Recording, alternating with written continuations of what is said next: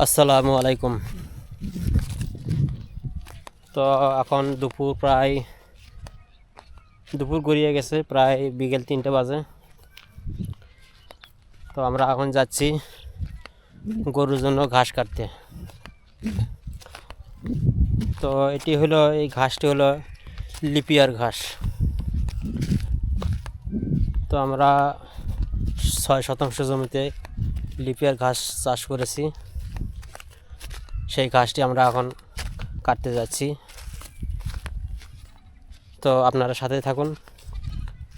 আর কে কোথা থেকে দেখছেন অবশ্যই কমেন্ট বক্সে লিখে জানাবেন।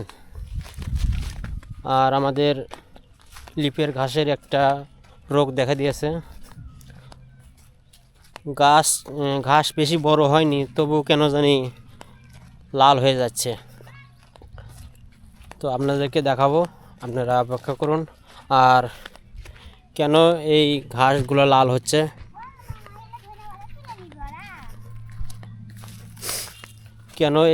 লাল হচ্ছে, সেটা আপনারা কমেন্ট বক্সে লিখে জানাবেন। আর কি করলে, কি কীটনাশক ব্যবহার করলে এটা সমাধান পাওয়া যাবে, সেটা আপনারা জানাবেন। তো আপনারা দেখুন, এখানে প্রায় 6 শতাংশ জমিতে ধনে পাতা চাষ করা হয়েছে। এই জমিটি আমরা বন্ধক নিয়েছি। তো এই ধনে পাতার মাঝে মাঝে করলার চাষ করা হয়েছে, করলা গাছ লাগানো হয়েছে। তো এই করলা গাছগুলো আমরা কিনে নিয়েছি।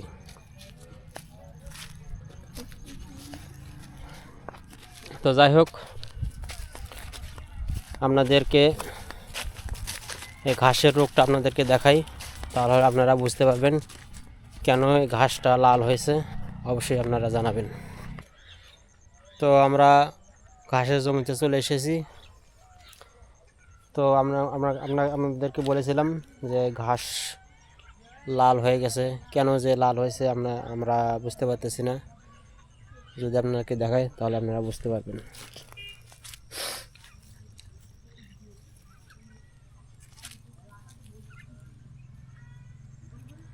এই হলো ঘাসের রং, সবগুলোই নয়, মাঝে মাঝে ঘাসের ভিতরে এই কিছু কিছু ঘাস লাল হয়ে গেছে। তো কেন লাল হয়েছে আমরা জানি না। অবশ্যই আপনারা এর প্রতিকার কি অবশ্যই জানাবেন। কি মেডিসিন দিলে বা কি সার দিলে এর প্রতিকার পাওয়া যাবে অবশ্যই জানাবেন। এই দেখুন লাল।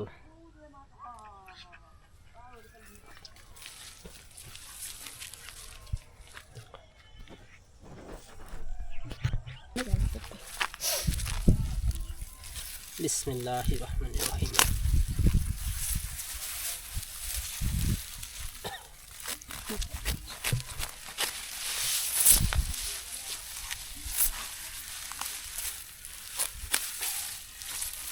আমরা 6 শতাংশ জমিতে এই ঘাসের চাষ করেছি।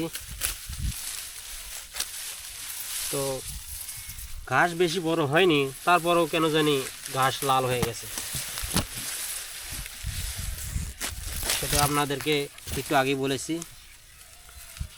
আর এর প্রতিকার কি অবশ্যই আপনারা জানাবেন। আমাদের গরু একটি মাত্র গরু।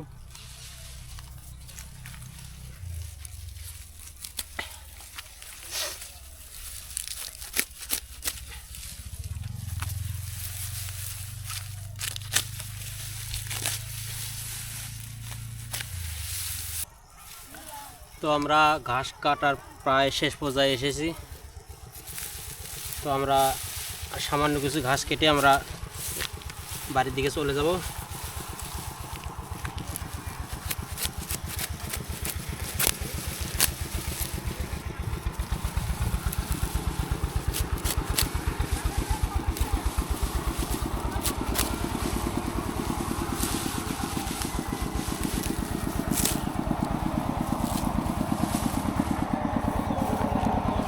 তো আমাদের ঘাস কাটা এখন শেষ, আমরা আটি বেঁধে এখন বাড়ির দিকে চলে যাব।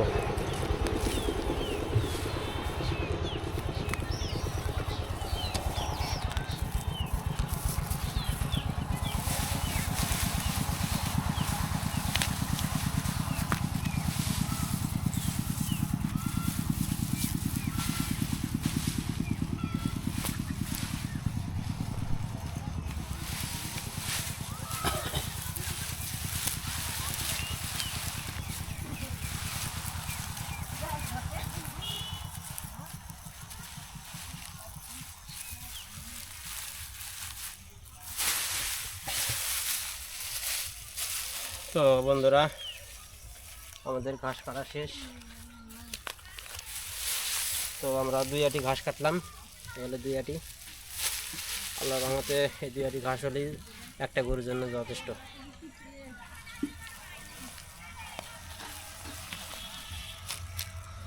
তো চলুন বাড়ির দিকে, আমরা বাড়ির দিকে রওনা দিই। তো ঘাসে যে রোগের কথা বললাম, ঘাসের পাতা লাল হয়ে যাচ্ছে, কেন যাচ্ছে অবশ্যই আপনারা কমেন্ট বক্সে লিখে জানাবেন।